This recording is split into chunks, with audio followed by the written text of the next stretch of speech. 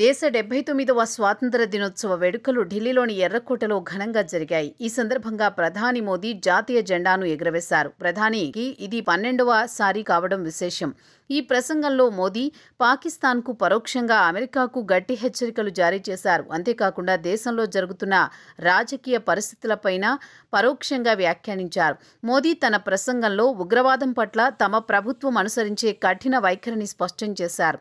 ఉగ్రవాదానికి సహకరించే వారికి గట్టి సమాధానం చెబుతాం, మన సైన్యానికి పూర్తిస్థాయిలో స్వేచ్ఛనిచ్చాం, న్యూక్లియర్ బెదిరింపులకు భయపడేది లేదు, దేశ సౌభాగ్యం కోసం ఎట్టి పరిస్థితుల్లో వెనకడుగు వేసేది లేదు, మన దేశం జోలికొస్తే ఎవరినైనా వదిలిపెట్టేది లేదు అని ఆయన హెచ్చరించారు. అంతేకాకుండా దాయాది దేశం మనల్ని కవిస్తే వారి దేశంలోకి వెళ్లి ఉగ్రవాదులను మట్టుపెట్టామని, గతంలో జరిగిన సర్జికల్ స్ట్రైక్ను గుర్తు చేశారు. ఉగ్రవాదులకు వారి మద్దతు ఇచ్చేవారికి మధ్య మేము తేడా చూడము అని స్పష్టం చేశారు. సింధు నది జలాల విషయంలో పాకిస్తాన్కు గట్టి షాక్ ఇచ్చారు. రక్తం నీళ్లు ఎప్పుడూ కలిసి ప్రవహించవు, సింధు నదిపై భారతదేశానికి పూర్తి హక్కులు ఉన్నాయి, ఈ నదీ జలాలను 100% వినియోగించుకుంటాం, ఇందులో ఏ శక్తి మాకు వ్యతిరేకంగా ఉండదు, ఒకవేళ ఉంటే అడుగడుగునా తొక్కేస్తామని మోదీ తీవ్రంగా హెచ్చరించారు. భారతదేశ రైతుల ప్రయోజనాలను కాపాడడమే తమ లక్ష్యమని పేర్కొన్నారు. ఈ వ్యాఖ్యలు పాకిస్తాన్కు మాత్రమే కాకుండా అమెరికాకు కూడా పరోక్ష హెచ్చరికలుగా భావించవచ్చు.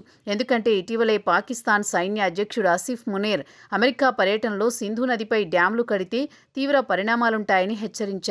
మోదీ తన ప్రసంగంలో దేశీయ రాజకీయాలపై కూడా పరోక్షంగా స్పందించారు. కొంతమంది వ్యక్తులు మన దేశ రాజ్యాంగాన్ని కించపరుస్తున్నారు, మన దేశ వ్యవస్థలను ప్రపంచ వేదికల మీద విమర్శిస్తున్నారు. ఇటువంటి విధానాలను భారత్ చూస్తూ ఊరుకోదు, బ్లాక్మెయిల్ రాజకీయాలకు భయపడే రోజులు పోయాయని ఆయన అన్నారు.